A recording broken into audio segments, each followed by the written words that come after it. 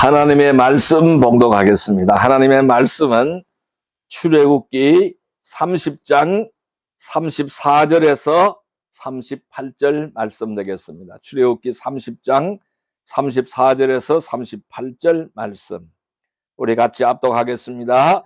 여호와께서 모세에게 이르시되 너는 소합향과 나감향과 풍자향의 향품을 가져다가 그 향품을 유향에 섞되 각기 같은 분량으로 하고 그것으로 향을 만들 때 향 만드는 법대로 만들고 그것에 소금을 쳐서 성결하게 하고 그 향 얼마를 곱게 찌어 내가 너와 만날 회막 안 증거계 앞에 두라. 이 향은 너희에게 지극히 거룩하니라.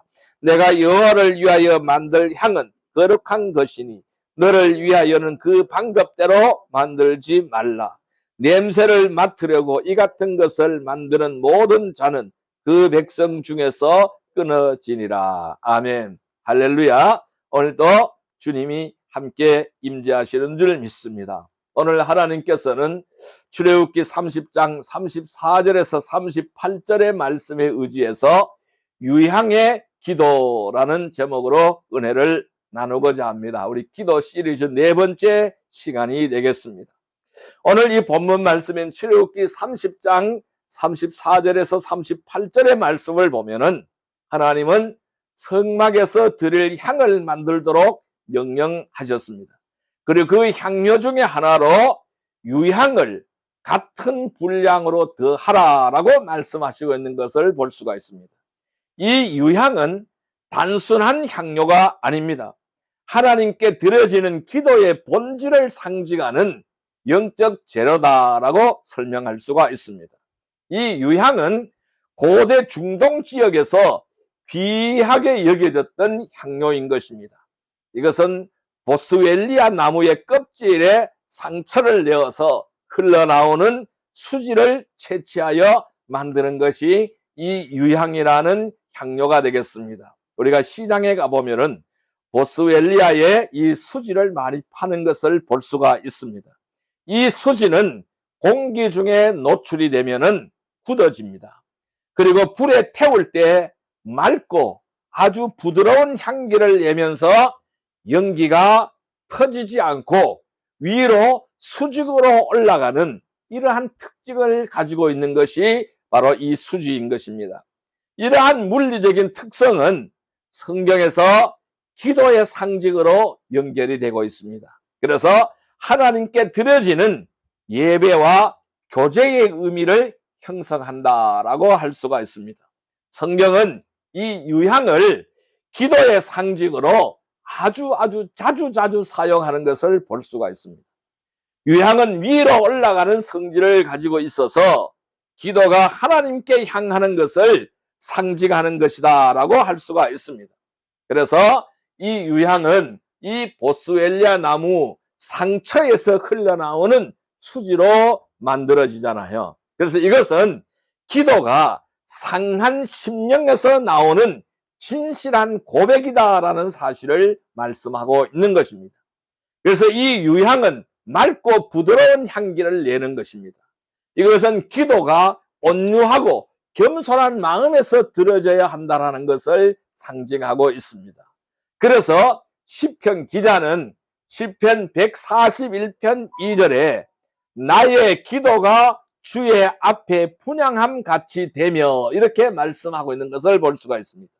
다윗은 자신의 기도가 분향처럼 하나님 앞에 올라가기를 간구한 것입니다.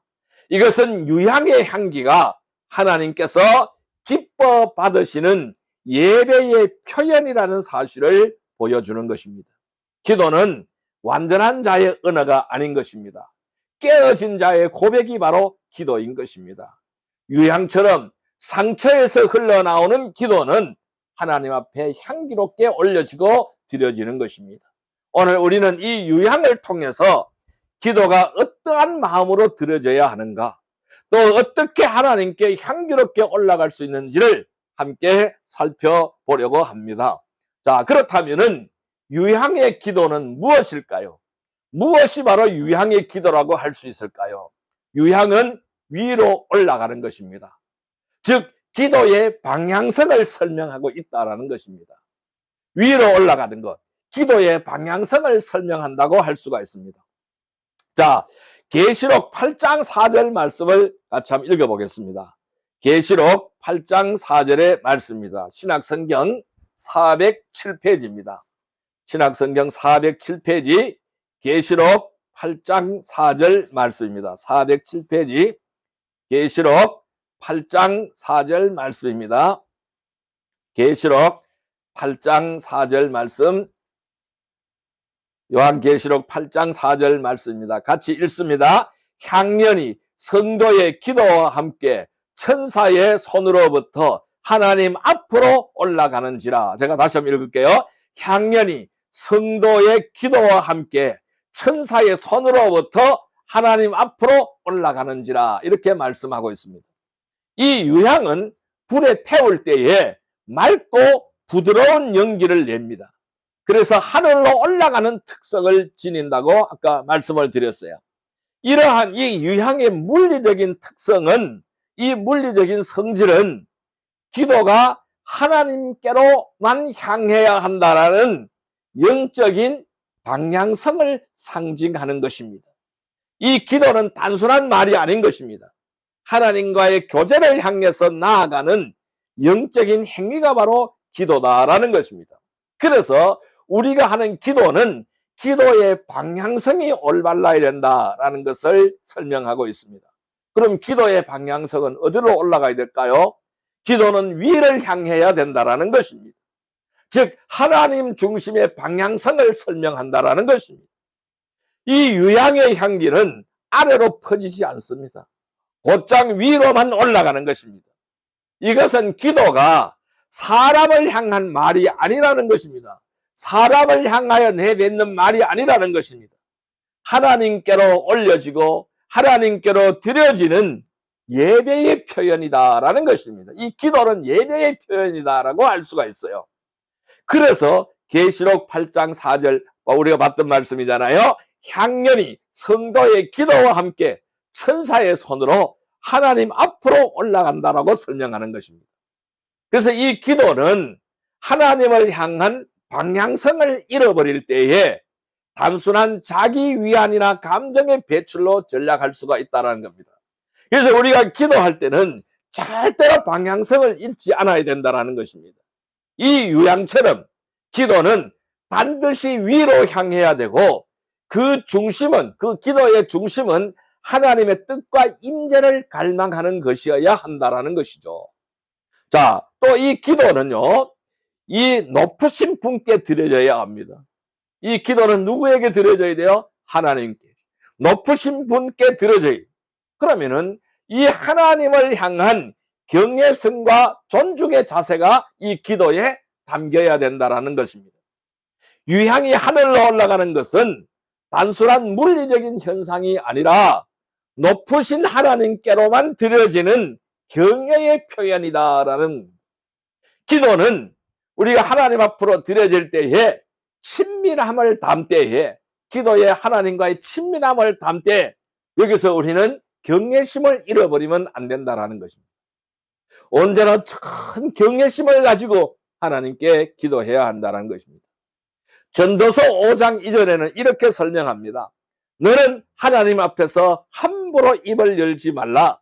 하나님은 하늘에 계시고 너는 땅에 있음이라. 이렇게 말씀합니다. 하나님 앞에서 함부로 입을 열지 말라는 것입니다. 왜? 하나님은 하늘에 계시고 너는 땅에 있다라는 것을 언급합니다. 기도는 어떻게 드려야 될까요? 우리가 땅에 있는 자로서 하나님 앞에서 자신을 낮추는 자세로 하나님께 기도 드려야 합니다. 유향처럼 하늘을 향해 올라가는 기도는 하나님을 높이고 자신을 낮추는 예배의 태도를 여기에 담고 있어야 되는 것입니다. 또 이 기도는 세속적인 목적을 넘어서는 안 되는 것입니다. 이 순수한 동기로 기도가 하나님께 드려져야 하는 것입니다. 유향은 불에 태워질 때 향기를 냅니다. 그리고 그 향은 하늘로 올라가서 하나님께만 드려진다는 것입니다. 이 말씀은요, 기도가 세속적인 목적이나 자기 중심적인 욕망을 위한 수단이 되어서는 안 된다는 것입니다. 그래서 이 기도는 세속적인 목적을 달성하기 위한 것이 기도가 아닌 것입니다. 자기 중심적인 욕망을 달성하기 위하여 강구하는 것이 기도가 아니라는 것입니다. 그래서 야고보서 4장 3절에는 이렇게 분명하게 말씀하고 있습니다.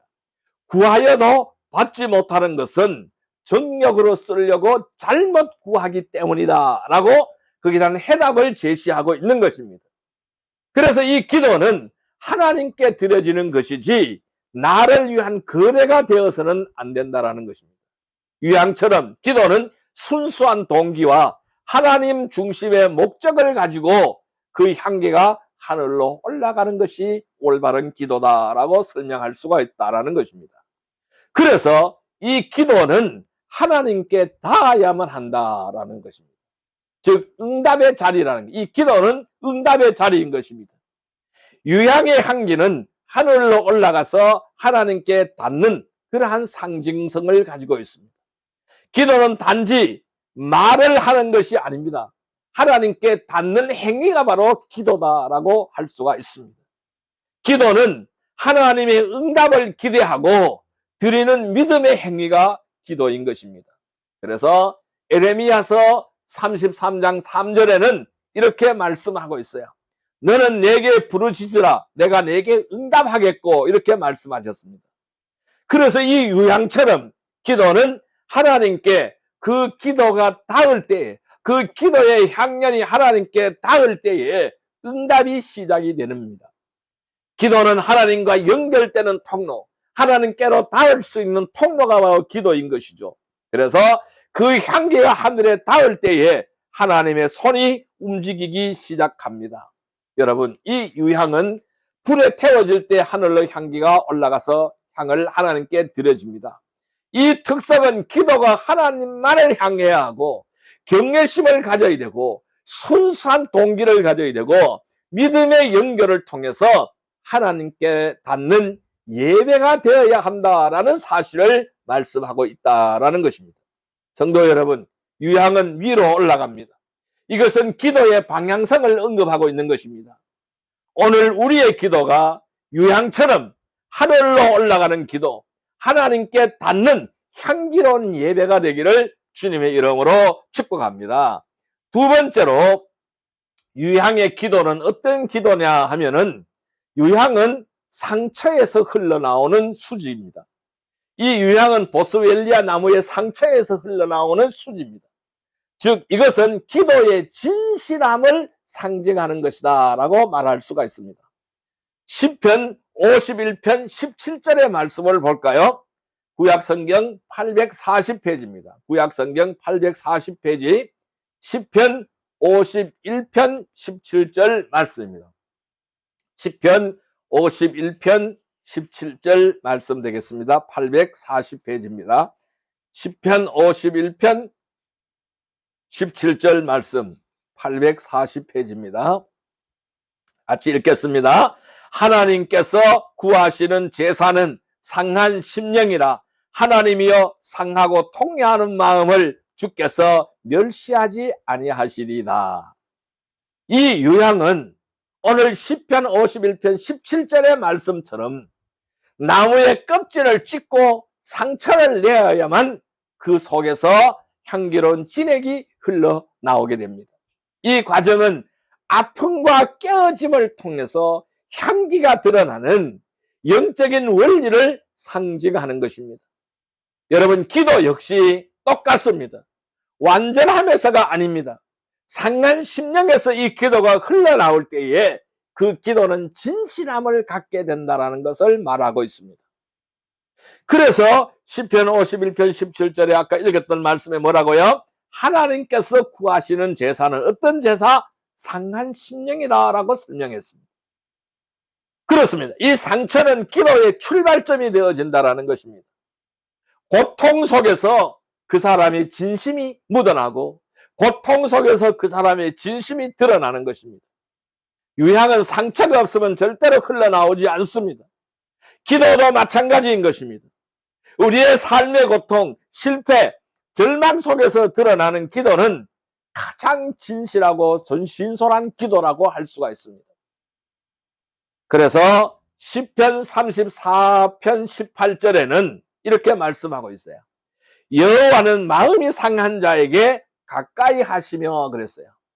하나님은 마음이 상한 자에게 가까이 하신다라는 것입니다. 하나님은 완벽한 언어보다 상한 심령을 찾으시는 하나님이십니다. 기도는 고통의 자리에서 시작될 때에 그 진심이 하나님께 향기롭게 드려지는 것입니다. 상처는 뭘까요? 우리의 상처는 뭘까요? 기도의 문을 여는 열쇠가 된다라는 것입니다.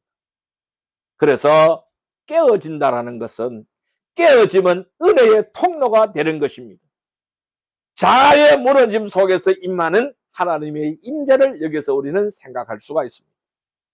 유향의 수지는 껍질이 찢어져야만 흘러나온다고 하였습니다. 이것은 내 자아가 깨어질 때에 하나님의 은혜가 흘러 들어온다라는 진리를 상징하고 있는 말씀인 것입니다. 그래서 고린도후서 12장 9절에는 주님은 이렇게 말씀합니다. 내 은혜가 내게 족하다.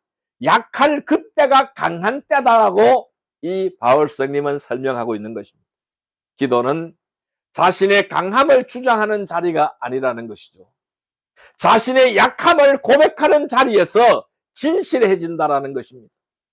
깨어짐은 하나님의 임재를 경험하는 통로가 되고 그 기도는 그 통로를 통해서 하나님의 능력과 위로를 받아들이는 행위가 바로 기도다라고 할 수가 있는 것입니다. 그래서 진실한 기도는요, 감추지 않습니다.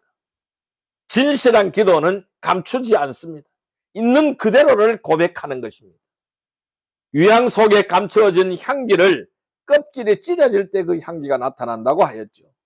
기도도 감추어진 마음을 드러낼 때에 진실해진다라는 것입니다. 하나님은 꾸며진 말보다 있는 그대로의 고백을 받으십니다. 히브리서 4장 13절에는 이렇게 말씀했어요. 지으신 것이 하나도 그 앞에 나타나지 않음이 없다라고 설명했습니다. 기도는 하나님 앞에서 가면을 벗는 시간입니다. 이것이 바로 기도의 시간입니다. 나의 상처, 나의 죄, 두려움, 연약함을 숨기지 않고 그것을 그대로 드러낼 때에 그 기도는 유향처럼 향기롭게 하나님께 올라가는 것입니다. 이 진실한 기도는 하나님과의 깊은 교제의 문을 여는 바로 문이라고 할 수가 있습니다. 그래서 상한 심령은 하나님의 마음을 움직이게 됩니다. 국률의 대상이 되는 기도를 말하는 것이죠. 그래서 기도는 상한 심령에서 나올 때에 하나님의 국률을 움직여 가게 되는 것입니다. 이사야 57장 15절에는 이렇게 말씀하셨어요. 나는 마음이 통회하고 겸손한 자와 함께 있습니다. 마음이 통회하고 겸손한 자와 하나님은 함께 있다고 말씀했습니다. 하나님은 이렇게 상한 심령을 멀리하지 않습니다. 그 기도를 가장 귀하게 여기신다라는 것입니다.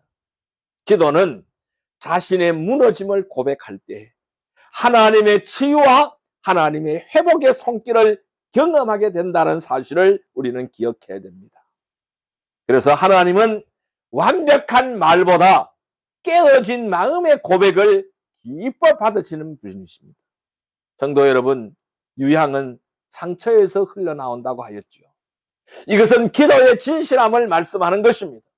오늘 우리의 기도가 상처에서 흘러나오는 유향처럼 진실하고 향기롭게 하나님께 드려지기를 축원합니다.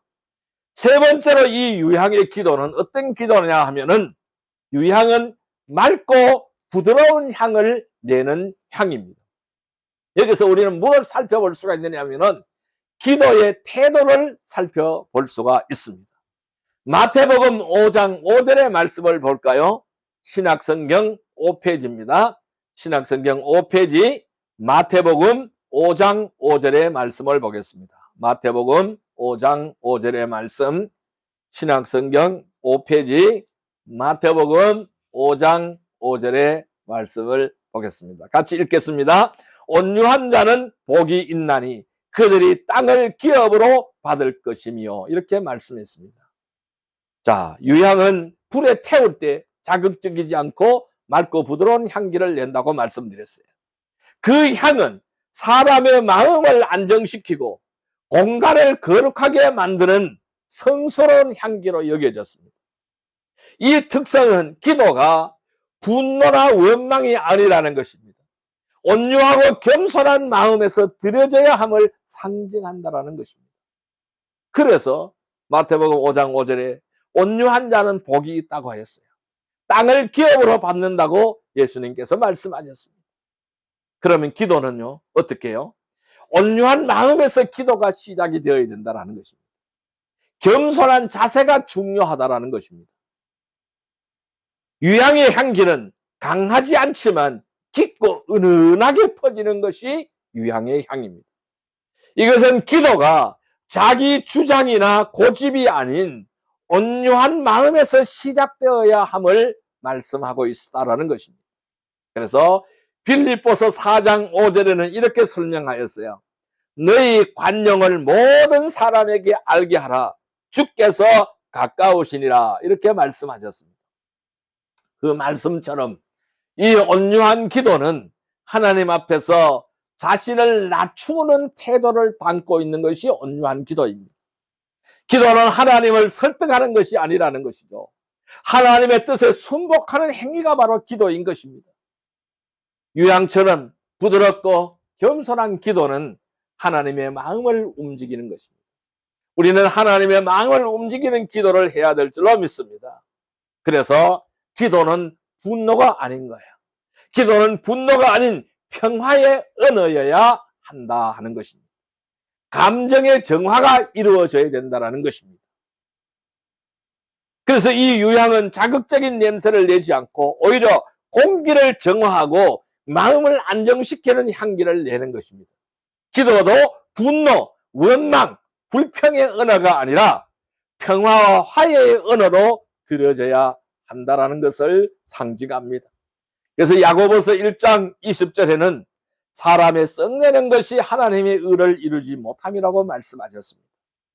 이 기도는 감정을 쏟아내는 통로이기도 하지만은 그 감정이 하나님 앞에서 정화가 되어야만이 진실한 기도가 된다는 것이죠. 이 유향처럼 기도는 마음을 정돈하고 하나님 앞에서 평화의 향기를 내는 그러한 기도가 되어야 할 것입니다. 그래서 이 기도는 부드럽지만은 강해야 합니다. 온유함 속에 임하는 영적인 힘을 우리는 살펴보아야 합니다. 유향의 향기는 부드럽지만은 그 향은 오래 지속된다 그랬어요. 공간 전체를 채운다고 말씀했습니다. 기도는 온유하지만은 그 영향력은 강력하다라는 것입니다. 이 온유한 기도는 하나님의 뜻을 움직이고 사람의 마음을 변화시키는 힘을 가지는 것입니다. 자, 잠언서 15장 1절에는 부드러운 대답은 분노를 쉬게 한다고 하였습니다. 기도는 소리의 크기가 아닙니다. 마음의 깊이로 하나님께 닿아야 하는 것이 기도인 것입니다. 유향처럼 온유한 기도는 조용하게 퍼지지만은 그 영향력은 깊고 넓어져야 한다는 것입니다. 부드러움은 약함이 아닌 것입니다. 하나님의 성품을 닮아가는 강함이다라고 할 수가 있습니다. 그래서 이 온유한 기도는 하나님께서 기뻐 받으십니다. 향기로운 예배로 흠양하시는 줄 믿습니다. 이 유향의 향기는 성막과 성전에서 하나님께 드려지는 제사의 핵심 요소였다라는 것입니다. 그 향은 하나님께서 기뻐 받으시는 예배의 상징이었다라는 것입니다. 기도도 온유한 심령으로 우리가 드려질 때에 하나님께서 기뻐 받으시는 향기로운 예배가 되는 줄 믿습니다. 시편 141편 2절에는 나의 기도가 주의 앞에 분향함 같이 되며 이렇게 말씀하였습니다. 기도는 하나님께 드리는 나의 향기인 줄 믿습니다. 그 향기가 맑고 부드러울 때에 하나님은 그 기도를 기쁨으로 받으시는 줄 믿습니다. 유향처럼 이 온유한 기도는 하나님께 드려지는 거룩한 예배라는 사실을 우리는 알아야 합니다. 유향은 불에 태워질 때 맑고 부드러운 향기를 낸다고 하였죠. 기도는 온유하고 겸손한 마음으로 드려질 때 하나님께서 기뻐 받으시는 것입니다. 성도 여러분, 우리의 기도의 태도를 말씀하고 있습니다. 오늘 우리의 기도가 유향처럼 맑고 부드러운 향기를 내며 하나님께서 기뻐 받으시는 온유한 예배가 되기를 주님의 이름으로 축복합니다. 자, 이제 말씀을 정리하여 보겠습니다. 우리는 어떻게 하여야 할까요? 결론입니다. 결론은 유향처럼 드려지는 기도를 해야 된다는 것입니다. 유향은 단순한 향료가 아니라는 것입니다. 하나님께 드려지는 기도의 본질을 상징하는 향기라는 것입니다.